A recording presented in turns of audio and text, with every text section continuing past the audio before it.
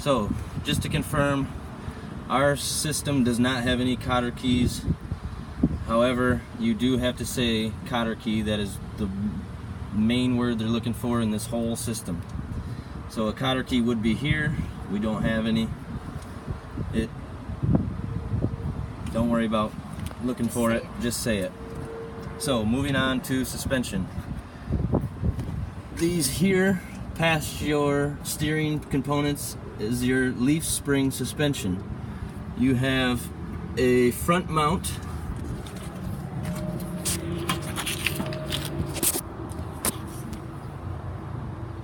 a rear mount, and two center U-bolt mounts. You have to say the leaf springs are not damaged, shifted, or cracked. They are securely fastened and mounted to the vehicle frame with the U-bolts. There are no missing nuts, bolts, or cotter keys on the suspension as well. Next component of suspension is this black tube. Here, this is your shock absorber. It is securely, tug on it, securely mounted to the vehicle. There is no signs of damage. It is not bent or dented. There's no signs of fluid leaking from the shock absorber. I forgot to mention on the steering components, you also have to check these rubber bushings connecting the pitman and drag length. You just touch them, make sure no grease comes out of them, and they are not worn or torn. You can say rubber bushings are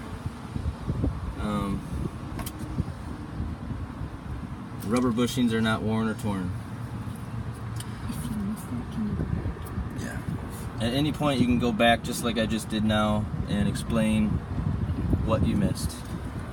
So, moving on to the front wheel and tire. Just video me doing it. You come up to the tire, say tread wear is evenly worn. You're looking for re-capped or re-grooved tread. There is none. You're allowed 4/32 of an inch in depth of tread wear. Ours is well within range. Nice tires.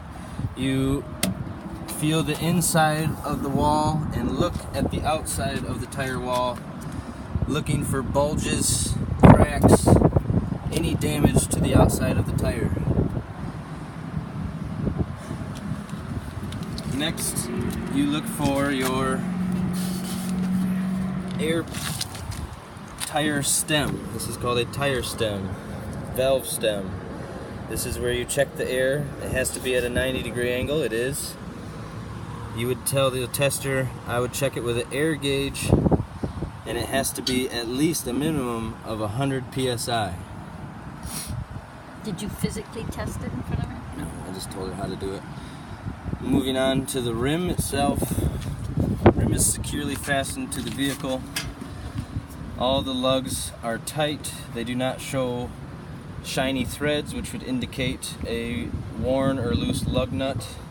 They also do not show rust trail signs, which would mean a worn or loose lug nut. No rusting trails.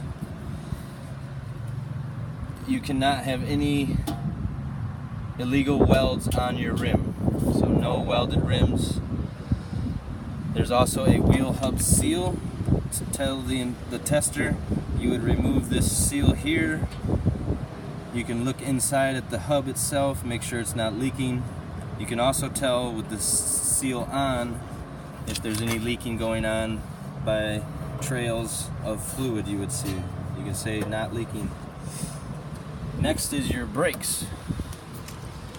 So you're looking on the inside here. This is your brake caliper and piston.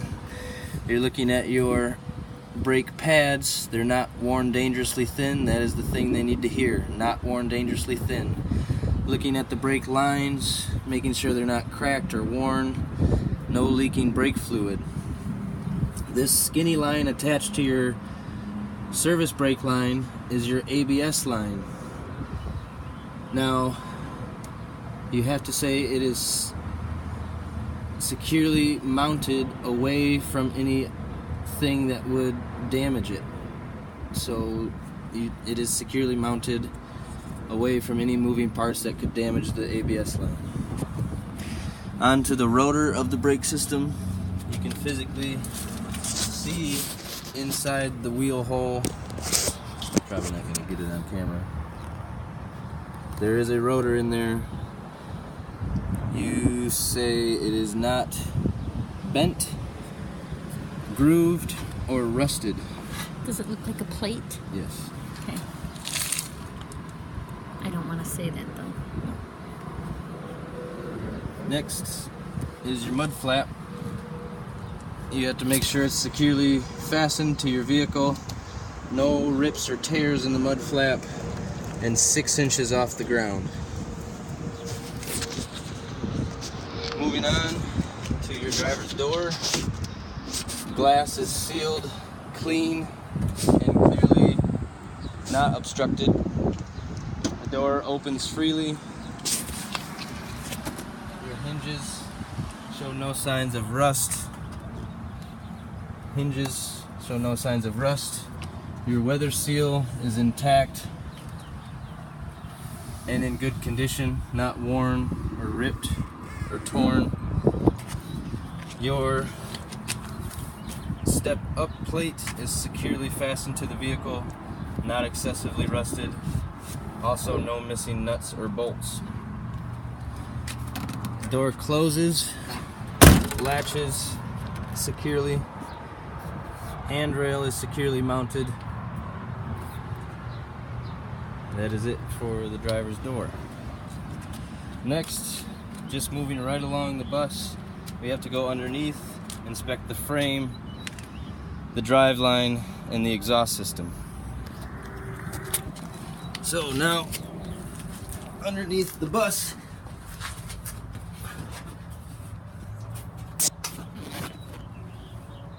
this long piece here is your longitudinal frame component. You're looking for holes that are not supposed to be there from rust. You're looking for cracks, broken welds, or any serious damage. Ours is not excessively rusted, no broken welds, no damage. You say that for the longitudinal frame. The cross member, which is there, the little arched piece there, that's a cross member. Your floor and the entire box of the frame. There's 2 frame sides, it makes a box. It is not excessively rusted, no holes, and no broken welds. Next is your drive line, which is this piece that is linked together by U-joints. U-joints here, drive line,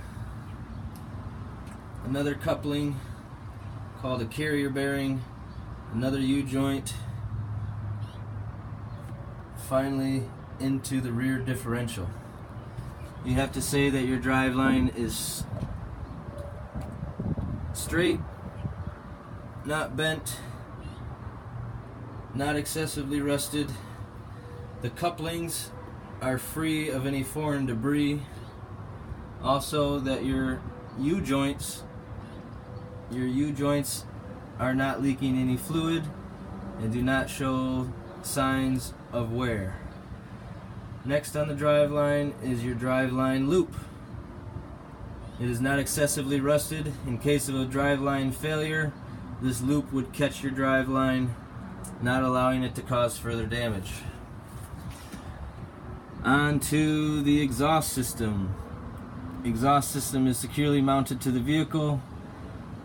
securely tightened to itself, no excessive rust, no holes, and no signs of black soot, which indicates an exhaust leak.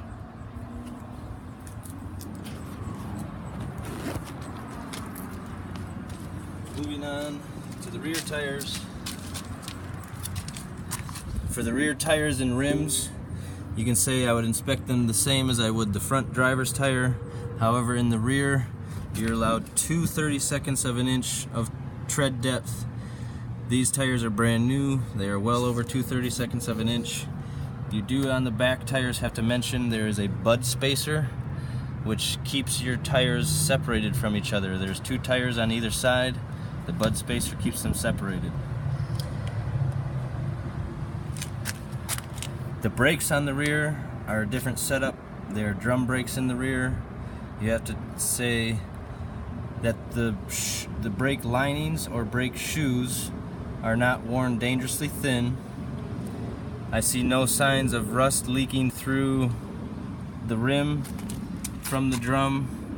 Also, you can see that the drum is not cracked or worn. If it were, it can be cracked up to half the length, half the width of the drum is allowable. Rear suspension. There again are your leaf springs. You have a front mount, you have a rear mount, and can't really see it, but they're there. 2 center U-bolt mounts. Again, I would test the rear suspension and check it the same as I would the front driver's side as I did previously, looking for no missing leaves, no broken leaves, or shifted leaves. Moving on to the gas cap. Gas cap is securely fastened, noted diesel fuel only. Underneath, you're looking at the gas filler tube here. This is your gas exhaust vent here. You're looking for excessive rust, looking for leaks. All the fittings are securely tight. It's smelling for any gas. At the same time, you have to tell the tester this. Also, that your gas tank housing is securely fastened and free of excessive rust. Oh, rear mud flaps, same as the front. You can say I would test these, check these, inspect these the same as I did on the front. Moving on to the rear of the bus. Look at the tailpipe first. No signs of excessive rust or heavy black soot out the tailpipe, which would indicate exhaust leak.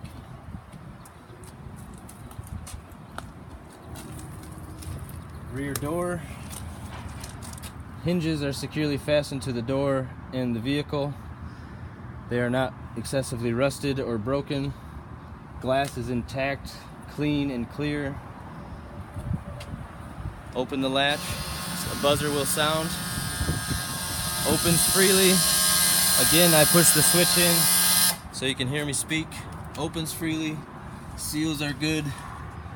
Sorry, you cannot say good. Seals are not worn or damaged on the door and the glass. To fully operate, push to a lock position, close it about 2 inches, reopen it. Now it will close freely, latch and lock properly. Onto the passenger side of the bus. I would inspect the passenger side of the bus the exact same as I did the driver's side of the bus. That is okay to say. The only reason, I'm not going to get into that. Okay, next is exterior lights. So now you have to tell the tester, I'm done with my exterior components check. Now I do my exterior light check. I'm going to close the hood latch and make sure that the latch is